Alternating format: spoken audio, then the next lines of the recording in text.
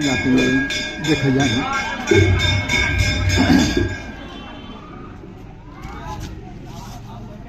यहाँ ऐसे ऐसे रखी वो सामने कर दिया आपने तो रखी हुई है ऐसे चालू होगा ना। हाँ चालू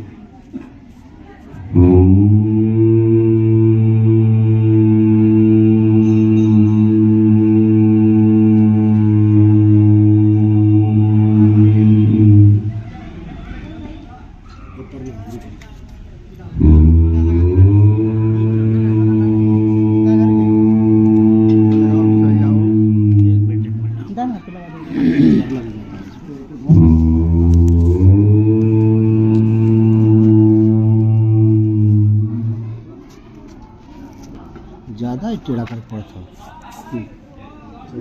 परम श्रद्धेय सतगुरु भगवान यहाँ की अधिष्ठात्री देवी माता काली और यहाँ उपस्थित आप सभी भागीजन,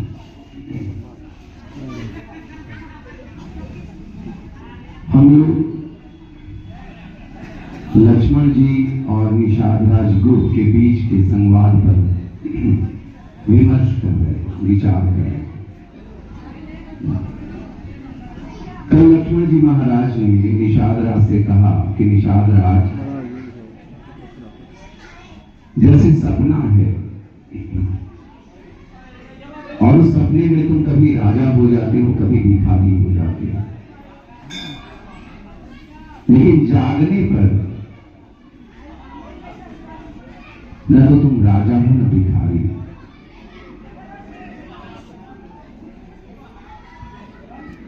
जागने पर तुम जो हो सो हो।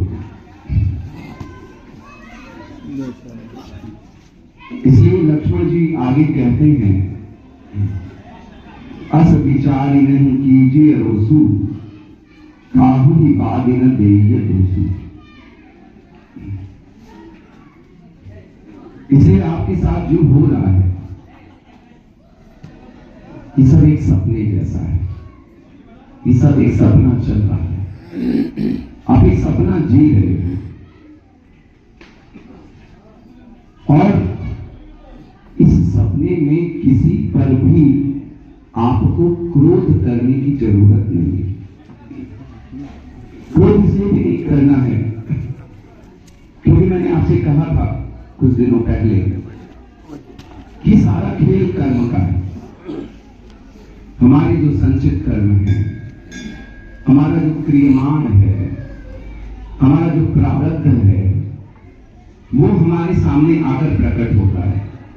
हमारे दोस्तों के रूप में, हमारे रिश्तेदारों के रूप में, पड़ोसियों के रूप में, दयालुओं के रूप में, यहां तक कि पुत्र और पुत्रियों के रूप में। हमारे आश्रम में एक कहानी चलती है और वो कहानी कहती है कि दो दोस्त थे, एक गांव के थे।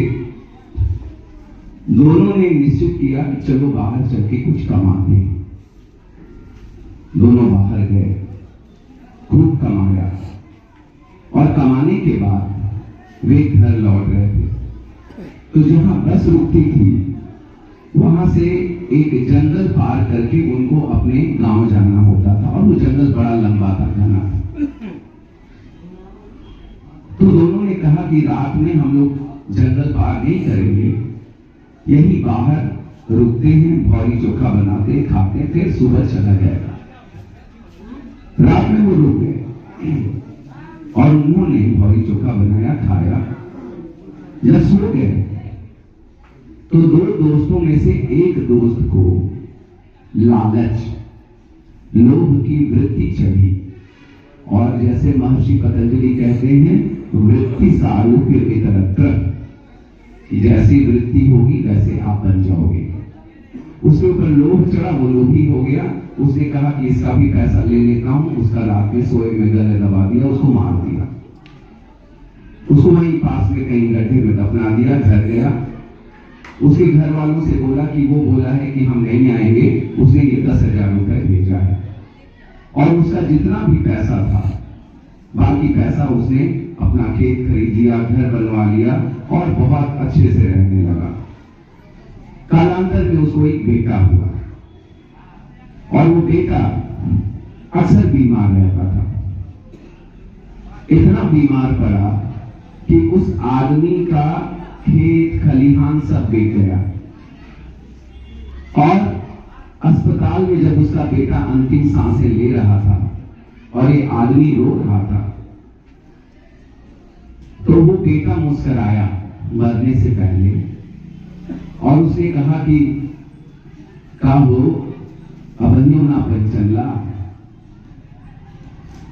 उसने कहा कि बेटा तुमको पता नहीं है कि हम लोग कितने दुखी हैं, तुम हमारे बेटे हो, मैं तुम्हारा पिता हूं, क्या तुम ये नहीं जानते? उसने कहा ना ना ना, बेटा तो तुम्हारा हम एक जन्म में है, एक पहलवा तुम्हार वो है दोस्त रह लीजिए कि तू गला दबा के मार देगा। आज हम हमारा जितना पैसा का तू खरीद ले रहा उतना हम निकाल ले ली, अब हम जाते हैं। ये जो हमारा कर्म है यही हमारे सामने रूप बदल बदल के आता है। इसलिए लक्ष्मण जी महाराज कहते हैं कभी किसी पर रोष मत करो, क्रोध मत करो और किसी को दोष भी मत दो। किसको दोष दोगे? जब तुम्ही ने सब किया है तो दोष किसको दोगे? इसलिए जब तुम भागते हो किसी के पीछे कि मेरा उद्धार कर दो, तो तुम इस बात से मुंह मोड़ कर भाग रहे हो कि उद्धार करना भी तुम्हारे अपने हाथ में है, मेरे हाथ में नहीं है। अभी 1-2 दिन पहले मैं उतरा तो किसी माता जी ने कहा कि बेटा मेरे पेट में बड़ा दर्द कर रहा है। मैंने कहा माता जी आपको करना है अपना पेट का दर्द ठीक, मैं नहीं करूंगा। ये जो अध्यात्म है ये चमत्कार की दुनिया नहीं है, ये विज्ञान की दुनिया है। जो साधना की जाती है, जब आपके ऊपर दुख बढ़ता है, विपत्ति बढ़ती है, आपको साधना बढ़ा देनी चाहिए। रोज आप 1 माला जपते थे, जब दुख हो तो 16 माला जपिए, 20 माला जपिए, जितना जप सकते हैं जपिए। क्यों? क्योंकि दुख आया ही है आपके ऊपर आपके पाप के कारण, आपके कर्मों के कारण, और उस पाप को दूर करने का रास्ता मेरे जैसे लोगों के पास नहीं है। मैं विज्ञान का विद्यार्थी, इंजीनियरिंग का स्टूडेंट हूं, इसलिए बहुत सीधी बात आपको बता रहा हूं।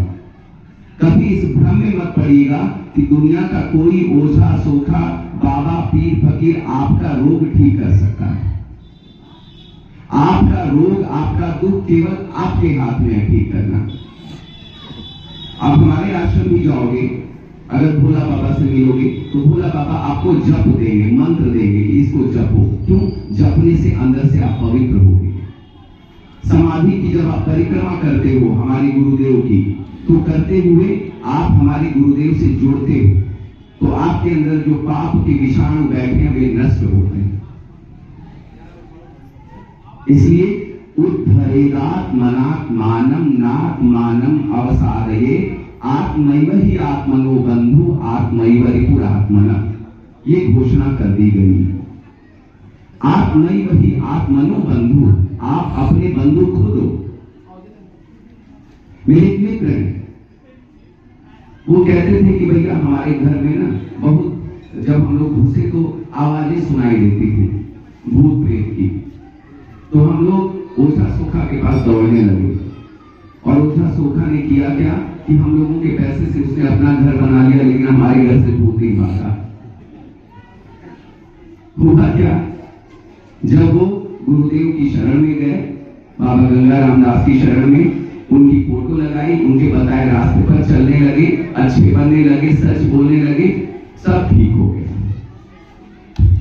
उद्धरेदात्मनात्मानं, लास्ट वाला खराब है, लास्ट वाला खराब है।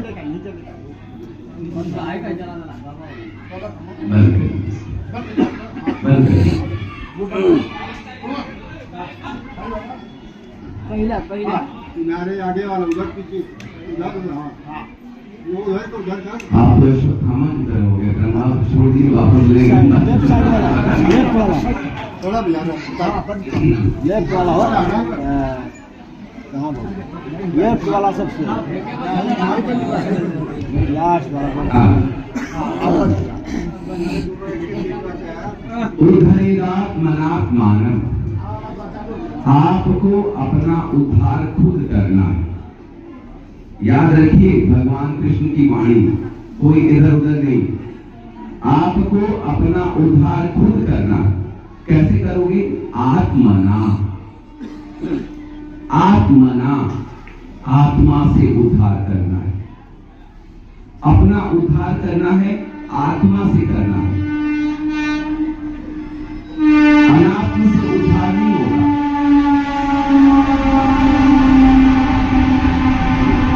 इस दुनिया में दो ही चीजें हैं, एक है आत्म और एक है अनात्म। आत्म का मतलब परमेश्वर, आत्म का मतलब आपके अंदर बैठी आत्मा, और अनात्म का मतलब हुआ उसके अलावा दुनिया में जो कुछ है वो अनात्म है।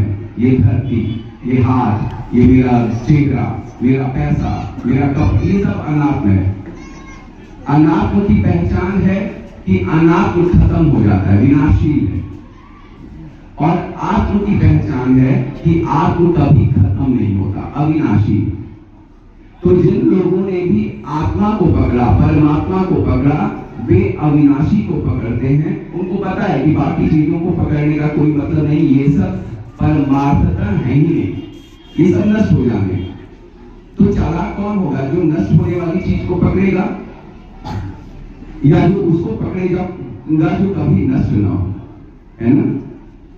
तो उद्धार कभी भी पैसे से नहीं हुआ है, उद्धार कभी भी सौंदर्य से नहीं हुआ है, उद्धार कभी भी बल से नहीं हुआ है, उद्धार कभी भी शरीर से नहीं हुआ है, उद्धार कभी भी विद्वत्ता से नहीं हुआ है। उद्धार हमेशा आत्मपरायण होने से हुआ है, धर्म परायण होने से हुआ है, नीति परायण होने से हुआ है, ईश्वर परायण होने से हुआ है। आगे बात समझ में?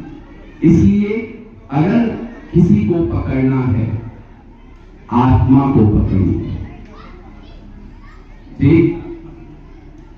तो मुझे बड़ा संकोच होता है जब मैं उतरता हूं या आता हूं तो लोग मेरा पैर छूने के लिए दौड़ते हैं। सच बता रहा हूं, पैर छूने से भी उद्धार नहीं होता है। एकमात्र परमात्मा की शरण में उनका पैर पकड़िए। जो अंदर जी ने बोला था ना रावण को, हमारा का पकड़, तो जो भगवान को पकड़, वही सबके लिए मैसेज है। अगर आपको मेरे अंदर परमात्मा दिखता है तब तो आप पकड़ लो। उस भाव का के आगे तो मैं नतमस्तक हूं। लेकिन अगर ये सोच के पकड़ रहे हो बाबा मुझे ठीक कह रहे हैं, sorry, not possible at all, not possible. दुनिया का कोई आदमी नहीं आपको ठीक कर सकता, सिर्फ आप अपने आप को ठीक कर सकते हो। पेट दर्द कर रहा है, रोटी खाओ, छिलके वाली मूंग की दाल खाओ, नेनुआ खाओ, बाकी सारी चीजें खानी छोड़ दो, कम खाओ। बहुत दर्द कर रहा है, बिल्कुल मत खाओ, क्या जरूरत है खाने की? पता चला कि पेट यहाँ तक फूला हुआ है और हम बैठ के अपने पेट के ऊपर तसली रखे और चाउमीन खा रहे, चावल खा रहे हैं खूब ज्यादा, वो सारी चीजें अनात्म से उद्धार नहीं हो सकता। आत्मय वही आत्मनो बंधु, आत्मय परिपूर्ण आत्मना नात्मानम अवसादये। तो जो दूसरा फॉर्मूला है, सूत्र है, वो कहता है कि अपने को डिप्रेशन में मत ले जाओ। अपना बेड़ा गर्क खुद करते हो, तुम मत करो। चालाक आदमी तो वही है जो अपना बेड़ा गर्क करना बंद कर दे। बंद कर दो अपना बेड़ा गर्क करना। क्यों कर रहे हो अपना बेड़ा गर्क खुद? क्यों गलत काम कर रहे हो? अब होगा कैसे? अपना उद्धार होगा कैसे? इसका भी फॉर्मूला है। ये दुनिया फॉर्मूले से चलती है, गणित की तरह, एकदम सीधा सीधा। सब्जेक्टिव कुछ नहीं, सब ऑब्जेक्टिव है। या तो सही है या गलत है, बीच वाला नहीं। जैसे एक कह रहा था, भैया घूस तनी हम नमक दाल में नमक नियर लेकर काम चल रही ना चली। खीर में एक बूंद जहर डाला तो खीर खाए लायक रही। यही तरह से वो जब तू नमक समझत हुआ दाल में ना, वो जहर ले ले मत घूस मत। ये गलत। एब्सोल्यूट उस परमात्मा को हम कहते हैं absolute bliss, absolute existence, absolute knowledge. वहां सब एब्सोल्यूट है, कुछ भी सब्जेक्टिव है नहीं। इधर उधर घुमाने की जरूरत क्या है? अरे सच बोलना है तो बोलना है, बात खत्म। सही रास्ते पे चलना है तो चलना है, अब इसमें क्या सोचना है इधर उधर। और हम लोग हैं कि हम लोग घाल नहीं करना चाहते हैं। घाल में कैसे? पंडित जी ने कहा कि ठीक कर दिया जरा। पंडित जी अगर घी ना हो घर में तब पंडित जी ने ठीक कर दिया जरा। पंडित जी तेल ना हो तब अपने के जरा। क्या जरूरत है फिर दिया जलाने की? अंदर का दिया जलाओ ना। तुम्हारे अंदर दिया है ना, तुम्हारे अंदर ज्ञान का दिया है, उसको जलाओ। हमेशा प्रकाशित रहो। जैसे भगवान बुद्ध कहते हैं अप दीपो भाव, अपना दीपक खुद बनो। हमारे वैदिक ऋषियों ने कहा आत्म दीपो भव, आत्मा का दीपक, अपने आप दीपक बनो। कितनी बड़ी बड़ी बातें कहते गए हैं। अगर हम केवल एक सूत्र पकड़ के अपना जीवन जीने लगे, हमें जरूरत ही नहीं पड़ेगी किसी की। तो हम परेशान हैं, हम दुखी हैं, क्योंकि हमने धर्म को नहीं पकड़ा, हमने धर्म को नहीं समझा। हमने उसको अपना समझा है जो सपना है, हमने उसको अपना समझा जो अनात्म है। लेकिन जो आत्म है, जो अविनाशी है, जो परमात्मा है, जो अंदर बैठी आत्मा, उसको नहीं पकड़ते। मैंने आके आपके सामने अच्छा प्रवचन दे दिया, भगवान ने बोलने की थोड़ी कला दी है, तो आपको लगा कि मैं बहुत बड़ा बाबा हो गया हूं। नहीं, मैं बाबा नहीं हूं, और न मैं बाबाओं में विश्वास करता हूं। यमराज ने नचिकेता यमराज एक छोटा सा बच्चा था, बहुत छोटा बच्चा था। ये जैसे सामने बच्चा बैठा हुआ है। क्या नाम है बाबू आपका? शिवम। बहुत अच्छा नाम है। तो शिवम की तरह एक छोटा सा बच्चा था। उसने देखा कि मेरे पिताजी एक यज्ञ कर रहे हैं, जिस यज्ञ में अपना सब कुछ दान दे दिया जाता है, सब कुछ। उनके पिताजी का नाम था वागश्रवस। उसने देखा कि हमारे बाबू दान कैसे दे दूंगा, तो जब बढ़िया बढ़िया गाय हो के सिवान में रख दे देंगे, और जब गाय दूध ना दे ले ओके लिया दे ले घरे दान दे। बढ़िया बढ़िया कपड़ा बक्सा में बंद है, पुराना वाला कपड़ा तल करके दान दे रहे हैं। वो आया अपने पिताजी के पास, शिवम यादव की उम्र का लड़का, नचिकेता नाम था उसका। इस देश में अगर किसी को अपने लड़के के लिए कोई आदर्श खोजना है तो नचिकेता को अपना आदर्श बनाना। उस नचिकेता की छोटी सी कहानी आपको बताता हूं। वो नचिकेता अपने पिताजी से पूछता है कि पिताजी आप कौन सा यज्ञ कर रहे हैं? वो कह रहे हैं मैं अपना सब कुछ दान देने जा रहा हूं, जिससे महान यश मिलता है इस लोक में भी और उस लोक में भी। तो नचिकेता ने कहा कि पिताजी दान में तो वह दिया जाता है जो अपनी सबसे अच्छी वस्तु होती है, सबसे प्रिय वस्तु होती है। यही दान का तरीका है। जो आपकी सबसे प्रिय वस्तु है, सबसे अच्छी वस्तु है, वो दान में दीजिए, निकला दीजिए, दिखावा क्यों कर रहे हैं? जैसे बचपन में सत्यनारायण भगवान की कथा के बाद पंडित जी को धोती देनी होती थी, तो जब मैं जाता था दुकान पे धोती लेने, तो वो दुकान वाला भी जानता था, वो कहता था बचवा धोती तू पहनवा की पंडित जी पहनी। तो पंडित जी के लिए एकदम सस्ती वाली जो झिलमिल करे आगे पीछे दी के वो धोती देता था। ये दान क्यों कर रहे हो पंडित जी के लिए? मत करो ना। क्या जरूरत है वो कथा करवाने की? क्या जरूरत है ये दान देने की? दान का दिखावा करने की? पूरा समाज दिखावे में डूबा पड़ा है। मत करो दान ऐसा। नचिकेता ने कहा पिताजी ये सब नहीं चलेगा, अच्छी अच्छी चीजें पीछे छिपा के बैठे हो। उन्होंने समाज के सामने अगर आपका लड़का आके आपकी गलती उजागर कर दे तो आपको तो बीपी हाई हो जाए।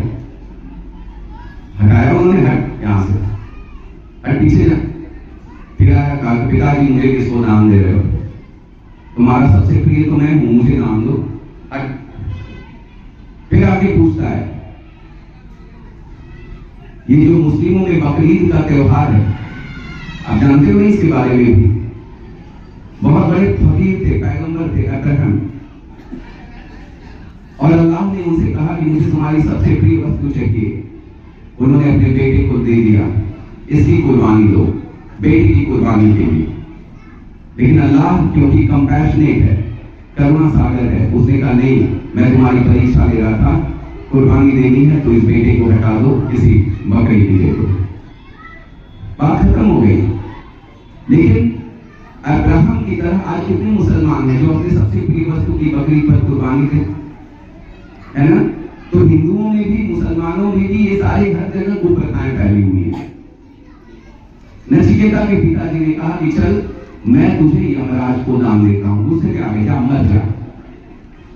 जब हम लोग गुस्से में रहते हैं, जो मर जो, भरसाएं जो, उसको भी उन्होंने भेज दिया, जो मर जो। अब क्योंकि वो जो बच्चा है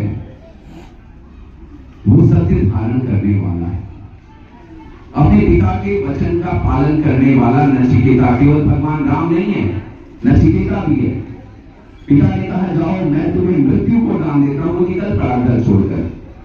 छोटा सा बच्चा, उसको पता ही नहीं है मौत क्या होती है, खोज रहा है इधर उधर जंगल में, यमराज कहाँ है, मृत्यु कहाँ है, मृत्यु कहाँ। बिना खाए पिए 3 दिन तक घूमता रहा।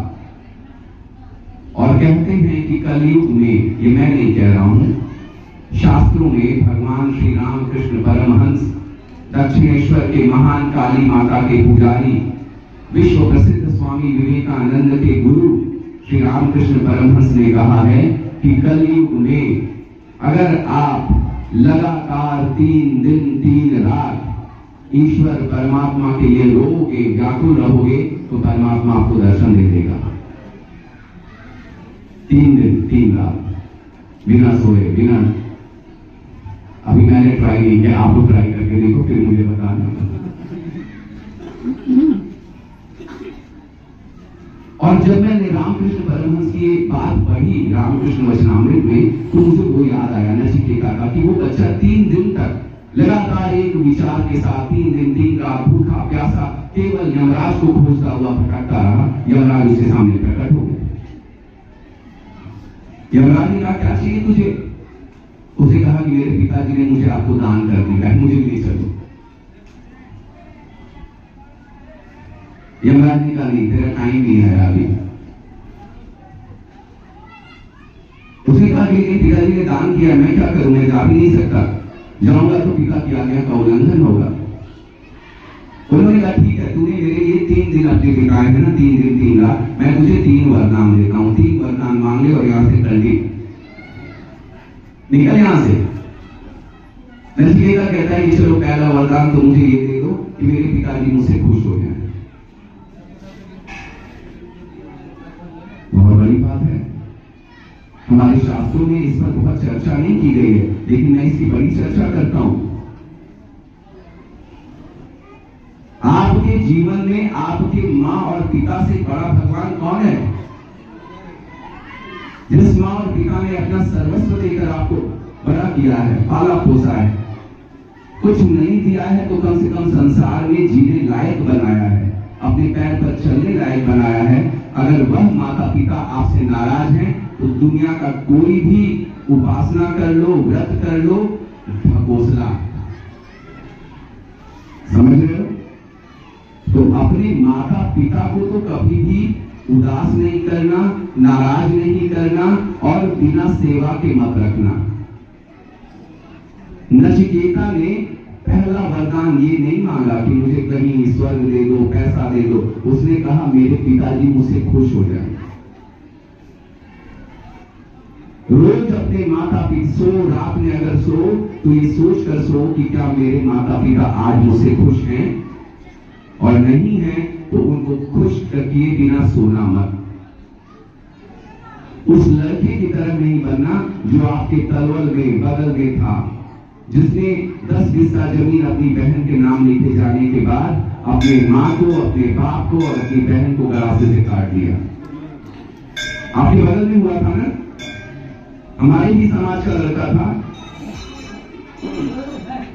नचिकेता के जीवन का पहला अध्याय यही है, आपके माता पिता आपसे प्रसन्न रहे, आपको घर से निकाल दे चलेगा, आपको अपनी जायदाद का एक हिस्सा न दे वो भी चलेगा, लेकिन इसके बाद भी आपको अधिकार नहीं है कि आप अपने माता पिता के सामने ऊंची आवाज में बात करें या उनको आंख दिखाएं या उनसे गुस्साओं। ये अधिकार केवल आपके माँ पिता का है।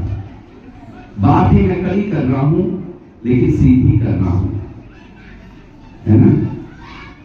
जी धरती पर अगर कोई जीवित देवता है, देवी है, तो आपके माँ पिता हैं, चाहे आप उनको जैसा भी समझो। और माँ पिता को समझने की हैसियत भी सबसे अलग नहीं होती है। नचिकेता को दूसरा वरदान मांगा गया। नचिकेता ने मांगा तो यमराज ने कहा अब क्या चाहिए, तो उसने कहा कि लोग कहते हैं कि स्वर्ग जाने के लिए यज्ञ किया जाए। यमराज ने कहा हाँ, यज्ञ करके स्वर्ग जाया जा सकता है। उन्होंने उसको उस यज्ञ का तरीका बता दिया।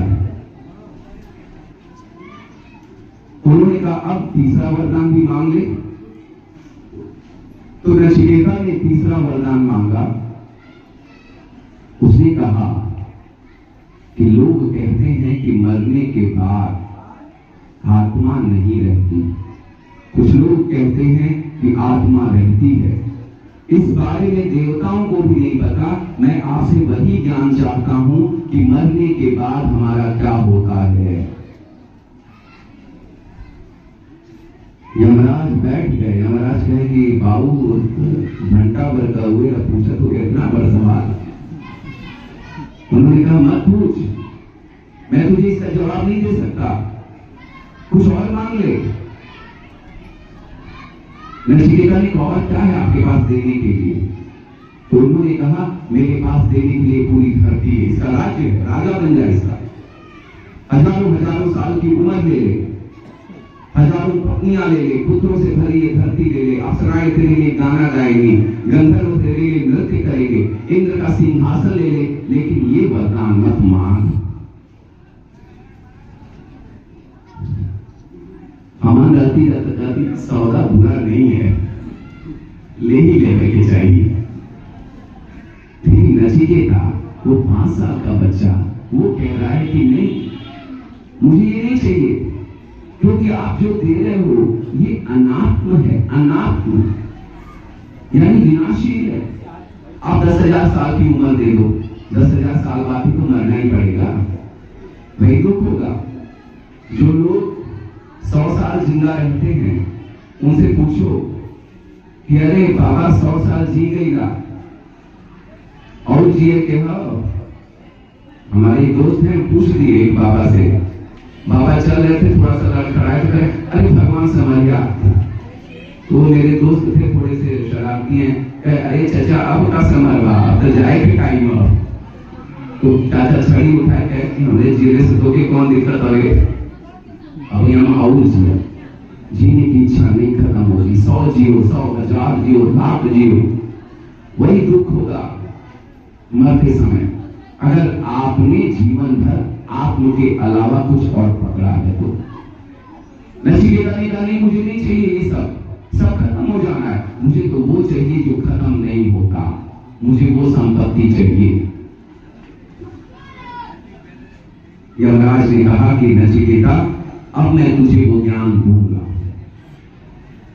अब मैं तुझे वो ज्ञान दूंगा, क्योंकि ये ज्ञान उसी को मिल सकता है जिसको इसके अलावा कुछ और नहीं चाहिए।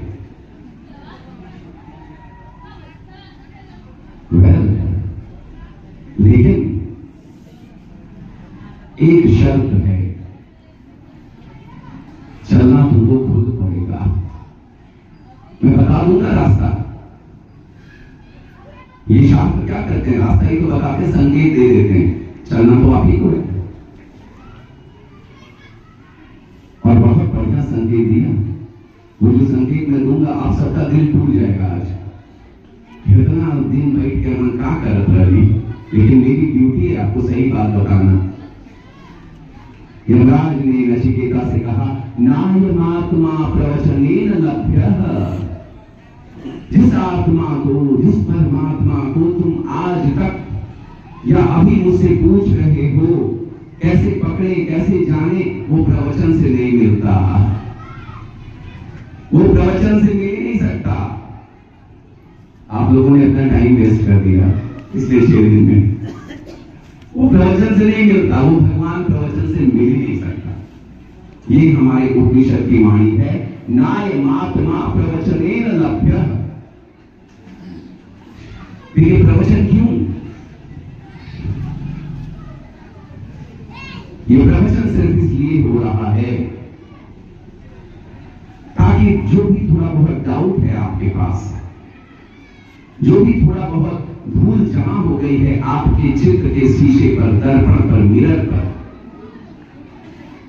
साफ हो जाए थोड़ी सी। आपको अगर लगता हो कि दुनिया में कोई और मेरा उद्धार कर देगा, आपको लगता हो कि मैं सारा गलत काम करते हुए भी एकदम सुख का भागी बनूंगा, परमात्मा को पा जाऊंगा, तो आज वो डाउट आपका क्लियर हो जाए। बस सत्संग का यही लक्ष्य है, चलना आपको है, करना आपको है। तो यमराज ने पहली बात कही, नायमात्मा प्रवचनेन लभ्यः। ये प्रवचन से नहीं मिलता। नमे भया। और आपको अगर लगता है यारे भैया दिमाग लेकर बहुत तेज हो, मेधा जिसका मस्तिष्क धारण कर सकता है शास्त्रों को, पूरा रट के बैठा हुआ है, जो गीता जी को, उपनिषदों को, वेदों को, उसको भगवान मिल जाएगा, उसको परमात्मा मिल जाएगा, उसको सुख मिलेगा।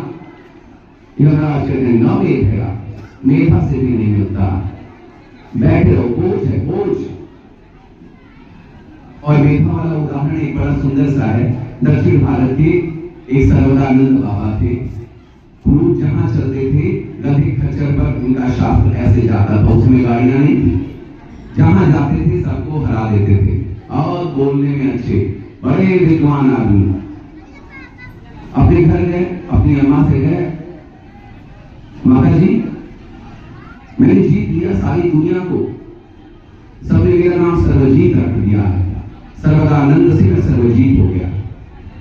माता जी कहीं कोई बुद्ध बनाओ तुम तो के कैसे सबके जीत लेगा। कई लोगों से शास्त्रार्थ कही, अरे माई जहां गई हर विद्वान से गई कौनो ना जीता। कहे कि कबीर से मिला है, तो ये कौन है? ये इस विद्वान का नाम मैंने नहीं सुना। अरे बनारस में रहता है, चले जाओ जरा उसे भी मिलाओ। वो अगर लिख के दे देगी तुम जीत गए, तो मैं मान लूंगी कि तुम सबसे जीत गए। अब सर्वजीत सर्वदानंद बाबा अपना गधा खच्चर लेके पहुंचे बनारस में, कबीर चौरा पर आश्रम में। कमाली वहां पर पानी भर रही थी। कमाली ने से उसने कहा कि कहाँ है कबीर, उससे मुझे शास्त्रार्थ करना है, उसको हराना है जम के। उसको हरा लूंगा तो मेरी मां ने कहा कि मैं विश्व विजेता बन जाऊंगा, सबसे बड़ा विद्वान। तो कमाली कहती है कि उसको क्या हराने में बाबा? अरे वो तो खुल के कहता है, मसी कागज छुयो नहीं, कलम गयो नहीं हाथ। कबीर तो क्या वो अनपढ़ है, और तुम जो ये सब गधे खच्चर पे लाद के अपना ज्ञान ढूंढ रहे हो, वो तो कुछ नहीं है उसके पास ऐसी किताब। उसने कहा बेटा उनको बुला दो, बस एक बार शास्त्रार्थ हो जाए। कबीर साहब निकले बाहर राम राम करते हुए। कबीर साहब हाथ जोड़े, पानी पिलाए, उनका पैर छू लिए। सर्वदानंद कहा कि पहले ही हार मान लेगा। हाँ मैं हारा हुआ हूं, मैं पहले से हारा हूं। आप ये जो किताबें हैं, ये जो बोझ लेके आप चल रहे हो, मेरे पास कोई बोझ कुछ है ही नहीं। तो उसने कहा कि फिर भी आपको शास्त्रार्थ करना पड़ेगा। कबीर साहब कहते हैं बिना शास्त्रार्थ किए मैं लिख के दे दूं कि तुम जीत गए मैं हार गया, तो कैसा रहेगा? अब बिना कुछ कहे विश्व विजेता बन जाए, ओलंपिक में मेडल मिल जाए, गोल्ड मेडल, और क्या चाहिए? उन्होंने कहा ठीक है लिख दो। कबीर साहब ने कहा मुझे तो लिखना भी नहीं आता, तुम ही लिख दो अपने हाथ से। उसने एक बड़ा सा ताम्र पत्र मंगवाया, उस पर अंकित करवाया कि मैं कबीर दास बनारस का फकीर यह घोषणा करता हूं कि सर्वदानंद बिना शास्त्रार्थ किए ही मुझसे जीत गया और मैं हार गया। नीचे कबीर दास, उन्होंने कहा अपन अंगूठा लगा। कबीर साहब ने अंगूठा लगा दिया। आप साहब ताम्रपत्र लेके चले, खुशी खुशी घर पहुंचे। अपनी माँ से कह, देख माँ, तूने कहा था कि कबीर, वो भी हार गया, अब तो मैं सर्वजीत हो गया। माँ ने देखा, माँ मुस्कुराई। माँ ने कहा तू भी देख ले। तो जब उसने देखा तो जिस आदमी ने अपने हाथ से अंकित करवाया था, अपने हाथ से लिखवाया था कि सर्वदानंद जी का कबीर हारा, उस पर लिखा हुआ था घर आने के बाद कि कबीर जीता सर्वदानंद हारा। सर्वदानंद का क्या रिएक्शन रहा होगा बच्चों, छोटे बच्चों? कपाल नोचत रहल हुई, अरे क्या हुआ, ये क्या हुआ? उसी माँ ने कहा, बेटा अध्यात्म विद्या विद्या नाम, दुनिया में जितनी विद्याएं हैं, जानने योग्य चीजें हैं, उसमें एक भगवान जो है वो अध्यात्म को पसंद करते हैं। और अध्यात्म क्या है? स्वभावो अध्यात्म मुच्यते, अपने भाव को समझना, अपने आप को समझना, तुम हो कौन, यही अध्यात्म है।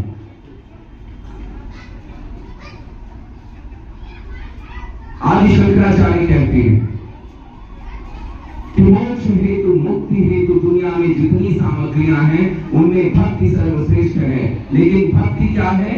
आत्मानुसंधान अभिधीयते, अपना अनुसंधान करो। अरे अपने को तो जानो, तुम कौन हो, तुमको कब गुस्सा आता है, तुमको क्या अच्छा लगता है, तुम कौन हो, ये शरीर हो या शरीर के अंदर कुछ हो। हाथ कट जाता है तो भी तुम जिंदा रहते हो, पैर कट जाता है तो भी जिंदा रहते हो, तुम सो जाते हो तो भी सांस लेते हो। कौन हो तुम? यही भक्ति है।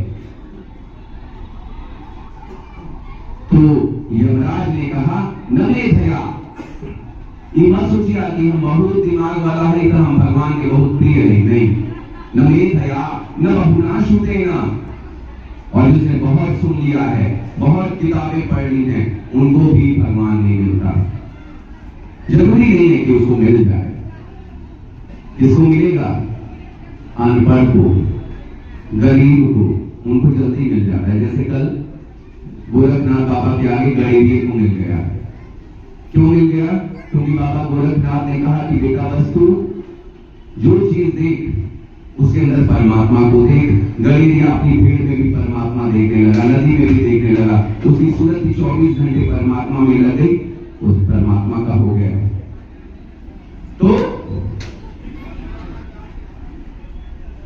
यमराज ने कहा, यमई वेश शिवते तेन लभ्य,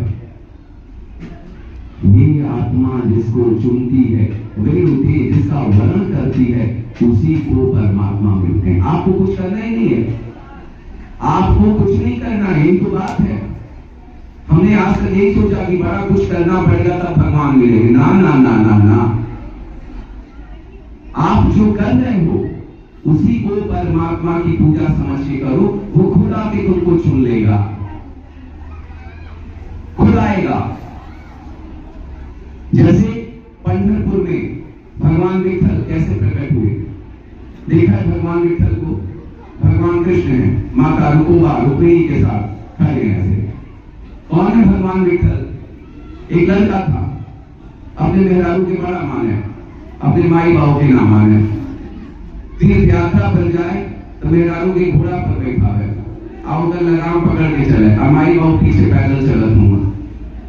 एक आश्रम में रुका, उस आश्रम में रुका, रात में जगा हुआ था, तो 3 औरतें आई, और 3 औरतें आकर उस आश्रम में एक परमहंस बाबा गंगाराम दास जैसे सन्यासी थे, उनका चरण धोई।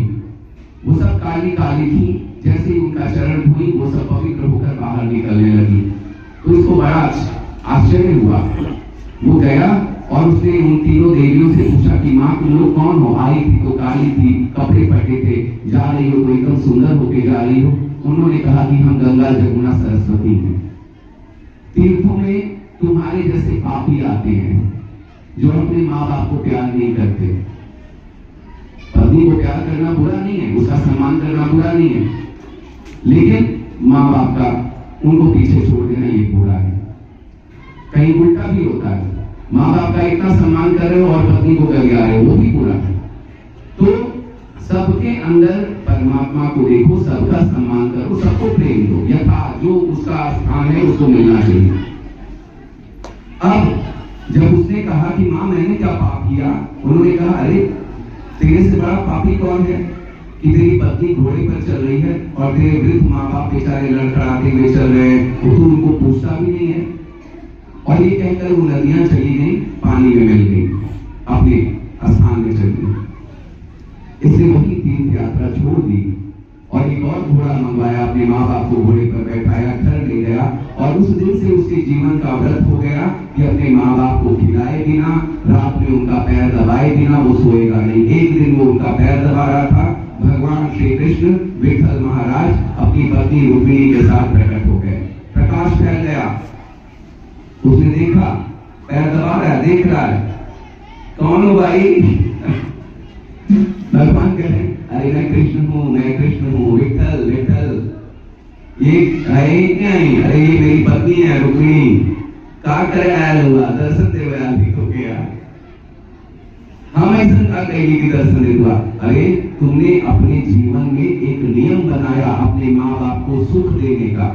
हमारे गुरुदेव कहते थे ना, जो दूसरों को सुख देता है परमात्मा उसको ही सुख देते हैं। तुमने एक नियम बनाया, उस नियम को अपने माँ बाप को परमात्मा समझ के तुम पैर दबा रहे हो, साथ में हो, इसलिए मैं तुम पर प्रसन्न हो गया हूँ। ये करते करते तुम्हारा मन निर्मल हो गया है और मैंने अपने भक्तों से वादा किया है, निर्मल मन जन सो मोहि पावा, मोहि कपट छल छिद्र न भावा। मैंने अपने भक्तों से वादा किया है, भक्त्यात्मन मेरा शक्य हमें विभो अर्जुन ज्ञातुम द्रष्टुम च तत्त्वेन प्रवेशुम च परन्तप। ये तुम्हारी जो अनन्य भक्ति है अपने माता पिता के लिए, ये जो तुम्हारी अनन्य भक्ति हो गई है सेवा के लिए, इसके आगे सारा भजन बेकार है। इसलिए तुम पवित्र हो गए और मैं तुमको पकड़ने आ गया। वो प्रकट हो जाता है, आपको खोजना नहीं। मोको कहाँ ढूंढे बंदे, मैं तो तेरे पास हूँ, ना ही मैं जल में न थल में न आकाश में, मैं तो तेरे पास हूँ। वो परमात्मा हमारे पास है, आपके रूप में है, आपके घर वालों के रूप में, आपके पड़ोसी के रूप में, आपके दरवाजे पर घूमते हुए भिखारी के रूप में है, आपके दरवाजे पर जो रोटी के लिए सुबह कूकू करते कुत्ते के रूप में। शिरडी वाले साईं बाबा के सामने एक औरत आई, उसने कहा बाबा आप दीक्षा, आप हर जगह भिक्षा लेने जाते हो, मेरे घर नहीं आते हो। शिरडी वाले साईं बाबा ने कहा चल कल तेरे घर आ जाऊंगा मैं। वो औरत अगले दिन पूरा अच्छे से अपनी रसोई साफ कर रही है, खाना बना रही है बैठकर। उसकी रसोई के पास एक कुत्ता आ गया, आकर कू कू कू कू कर रहा है। उसने भगाने की कोशिश की, नहीं भागा, उसने चलती हुई लकड़ी निकाली और मारा उसको, उसके पीठ पर लगा, बेचारा कुत्ता भाग गया। साईं बाबा, शिरडी के साईं बाबा, करुणा सागर बाबा दोपहर तक नहीं आए। अंत में वो भिक्षा मांगी तो कहीं लग रहा है बाबा भूल गए। गई बाबा द्वारका माई में बैठे हुए हैं चबूतरे पर। उसने कहा बाबा तुम भिक्षा लेने नहीं आए? उन्होंने कहा आया था बेटिया, देख तूने मेरे पीठ पर कौन सी भिक्षा दी है। जो कुत्ते को मारा था उसने, वो लकड़ी और आग बाबा के पीठ पर थी। हम लोग कहते हैं ना जाने किस भेष में बाबा मिल जाए भगवान, मानते नहीं। कानपुर में एक बार हैजा फैल गया था। उस कानपुर में एक मस्तान बाबा थे, पागल थे, जगह जगह भिक्षा मांगते थे। गांव वाले उनको गरियाते थे, पागल है, भिखारी है, कभी मार देते थे। और उस समय हमारे गंगा रामदास बाबा कानपुर में तपस्या कर रहे थे। उनको लोग जमुना बाबा कहते थे, काठनपुर के पास यमुना जी के किनारे। गांव वालों को पता था कि ये बाबा बड़े चमत्कारी है, ये भगवान है, फकीर है। वो आए जमुना बाबा के पास और आके कहे कि जमुना बाबा गांव में हैजा फैल गया, लोग मर रहे हैं। तो बाबा कहे अपनी तरफ से मर रहे हैं सर। कहे बाबा हमन कौन खराब कर्म करेंगे? उन्होंने कहा तुम्हारे गांव में मस्तान बाबा नाम के फक्कर रहते हैं, फकीर रहते हैं, पागल रहते हैं। हाँ बाबा रहते हैं। कितना सम्मान करते हो तुम लोग उनका? जी नहीं करते बाबा, हम लोग तो सोचते थे पागल है। क्यों, पागल में भगवान नहीं है? उन्होंने कहा बाबा आपको गलती हो गई, अब हम लोग को बचाई। उन्होंने कहा जाओ मस्तान बाबा को नहलाओ, धुलाओ, अच्छा कपड़ा पहनाओ और पालकी पर बैठा हो, मस्तान बाबा की जय जयकार करते हो, पूरे गांव में हर घर तक घूमो, जहां जहां वो जाएंगे वहां हैजा खत्म हो जाएगा। मस्तान बाबा के साथ ये किया गया, उस गांव से हैजा खत्म हो गया। इस बार में जब घाटन हो गया था, गांव के लोगों ने कहानी सुनाई।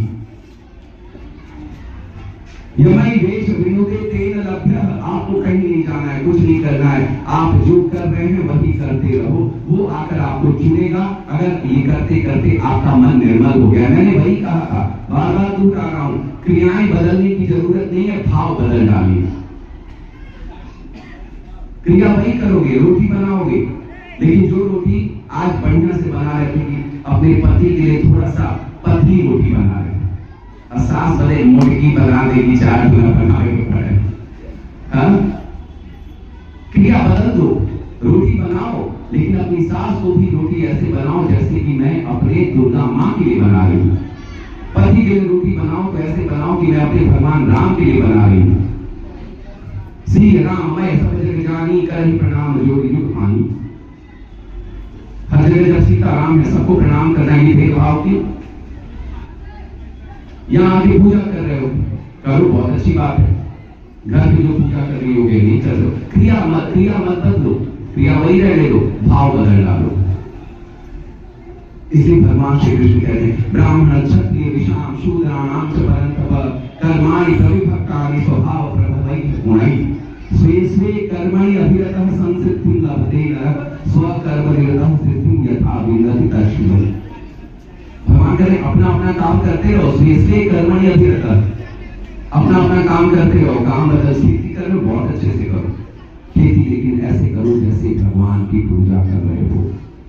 नौकरी कर रहे हो करते रहो, ठेकेदारी कर रहे हो करते रहो, राजनीति कर रहे हो, लेकिन ऐसे करो भाव बदल के, जैसे ये मेरी भगवान को पूजा है, बस सारा काम हो गया। तो यमराज ने नचिकेता से कहा, यमई वेश विनुते तेन लभ्यः, और इतना ही नहीं, स्वाम अपने को वह परमात्मा प्रकट कर देता है, जैसे विठल ने प्रकट कर दिया। राइट? समझ में आई बात सबको? बहुत भारी तो नहीं लग रही है, क्षमा चाहता हूँ भारी लग रही है, ऐसी भारी, अब मैं भारी हूँ, मेरा वेट 90 के ऊपर है, तो बात ही भारी होगी।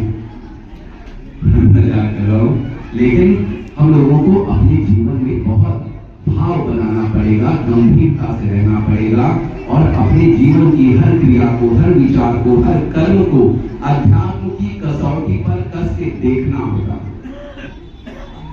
और जहां पर भी हमारे मन में थोड़ा सा भी किसी के लिए दुराव रहेगा, द्वेष रहेगा, हम लोग परमात्मा से बहुत दूर हैं। तो आज आखिरी दिन, अरे कल भी हो गया। अच्छा, माता जी की कृपा से सब काम हो। एहि जग जामिनी जागहि ज्योति, परमारथी प्रपंच वियोगी, जानिय तबहि जीव जब जागा, जब सब विषय विलास विरागा। हम लोग इसको जागता हुआ समझते हैं, जो परमार्थी हैं और प्रपंच से छूटे हुए हैं, उनको ही जागा हुआ माना जाता है। और भोग विलास से उसको वैराग्य हो जाए, ये लक्ष्मण जी महाराज कहते हैं। जागना कैसे जागा जाता है? सोया हुआ कैसा होता है? सोए हुए आदमी के साथ जो कर दो उसको पता नहीं चलता।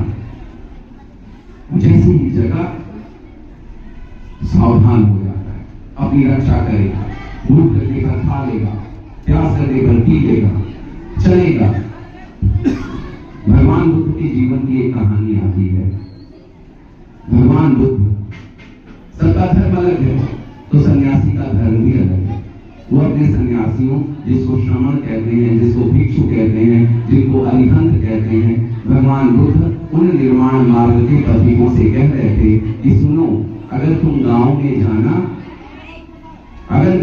जाना भिक्षा लेने, तो महिलाओं के घर में मत जाना, उनसे बहुत गुण मिलकर बात मत करना, क्योंकि तुम सन्यासी हो, गृहस्थ नहीं हो। तो उन्होंने, एक भिक्षु ने कहा कि बाबा, हम लोग अगर गए और अगर कोई हमसे बात करना चाहे तो, आपके बारे में पूछना चाहे तो, धम्म मार्ग को जानना चाहे तो भगवान बुद्ध ने कहा तब उससे इतना दूर रहना कि उसकी छाया भी तुम तक न आए। तो भिक्षु ने कहा कि बाबा, कभी कभी गांव के रास्ते पतले होते हैं, पगडंडी होती है, अगर उनकी छाया हम तक आ गई तो भगवान बुद्ध ने कहा तब ध्यान रखना कि स्पर्श न हो जाए। भिक्षु ने कहा बाबा, कभी हम लड़खड़ा गए चलते हुए, या वो लड़खड़ा गई, या वो बीमार है रास्ते में, आप कह रहे हैं बीमारों की सेवा करो, तब अगर छूना पड़ा तो, या स्पर्श हो गया तो भगवान बुद्ध ने कहा उस अवस्था में जागते रहना।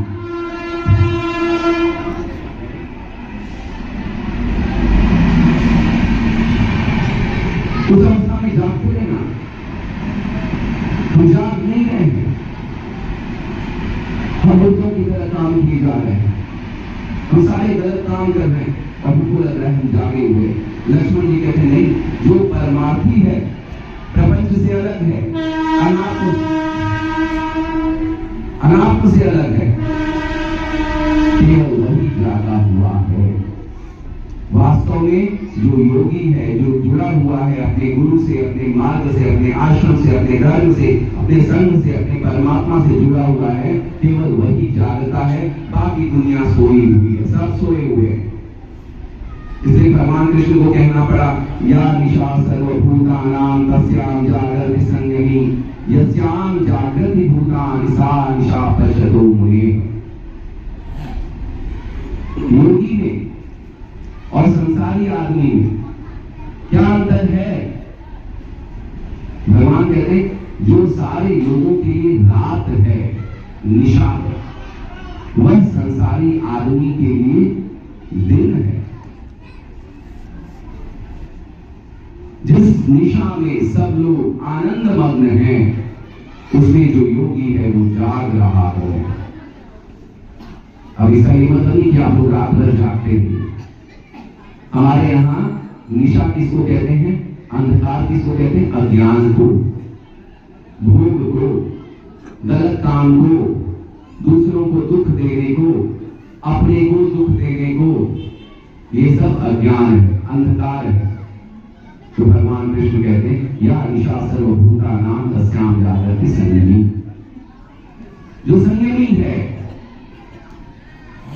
संयमी का एक उदाहरण आपको देता हूं। स्वामी विवेकानंद बड़ी कम उम्र में सन्यासी बन गए, बड़ी कम उम्र में विदेश चले गए, बड़ी कम उम्र में पूरी दुनिया को उन्होंने बता दिया कि इस हिंदू धर्म को दुनिया सफेदों का धर्म कहती है।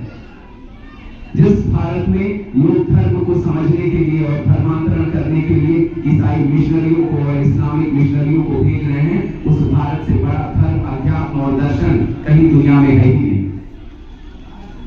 शिकागो में जाकर उन्होंने घोषणा की और बड़ी कम उम्र में 39वां बसंत पूरा करके वो खत्म हो गए 4 जुलाई 1902।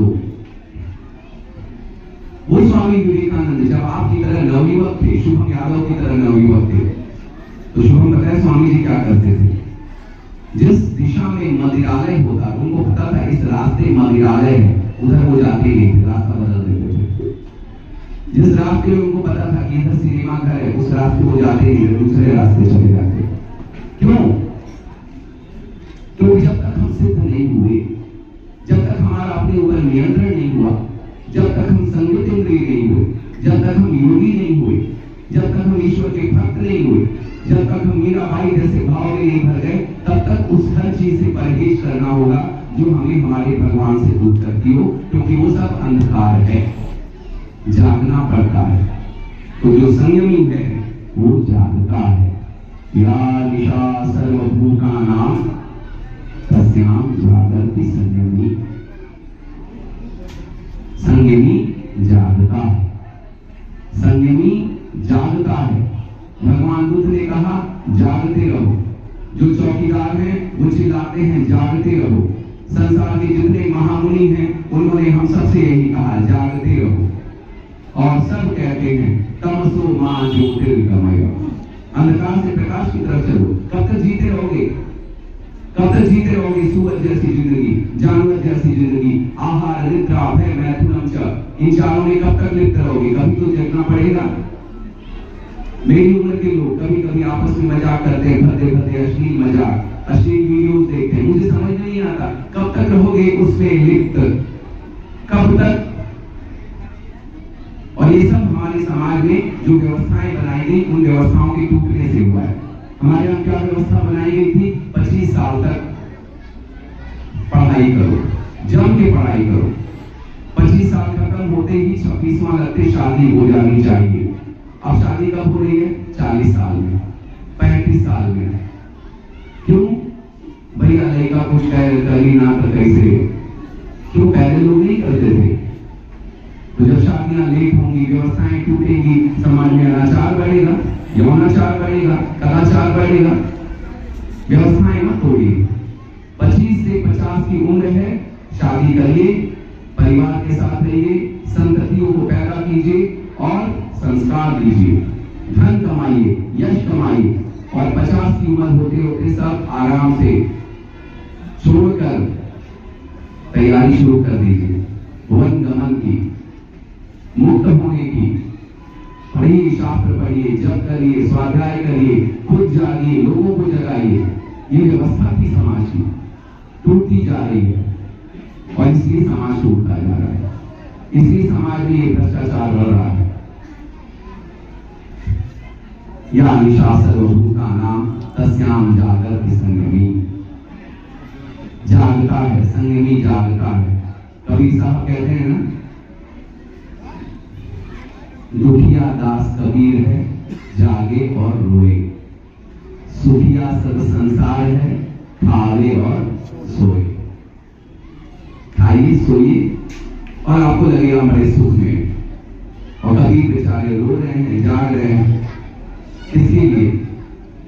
तो समय हो गया है फिर से लक्ष्मण जी महाराज की बात को आज यहीं पर रोकते हुए कल इस संवाद को पूरा किया जाएगा। हम लोगों को जागना है, हम लोगों ने गलतियां की हैं, उन गलतियों को ठीक करना है। हम लोगों को संकल्प लेना है कि अपने गुरु के मार्ग पे चलें, अच्छा काम करें। और हम लोगों को अंधविश्वास से, फालतू की चीजों से दूर रहना है। आत्म को पकड़ना है, अनात्म से दूर रहना है। अविनाशी को पकड़ना है, विनाशी से दूर रहना है। ईश्वर को पकड़ना है और दूसरों के अंदर बैठे ईश्वर को प्रणाम करना है। सारी दुनिया में केवल भगवान सीताराम है, ऐसा विचार करके सभी को सम्मान देना है, सभी के साथ प्रेम से बात करनी है। जो भूखा है उसको थोड़ा खाना खिला दो, ज्यादा नहीं तो एक रोटी दे सकते हो, रोटी नहीं दे सकते तो एक गिलास पानी दे सकते हो, पानी नहीं दे सकते तो कम से कम मीठे वचनों से उससे बात कर लो।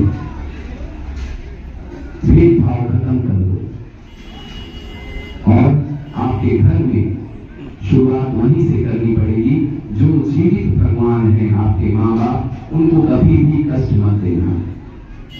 जब सब छोड़कर केवल आप अच्छा कर्म करोगे, अपने कर्म में अपने भाव को शुद्ध कर दोगे, तो बस परमात्मा आपसे प्रसन्न होना शुरू हो जाएगा।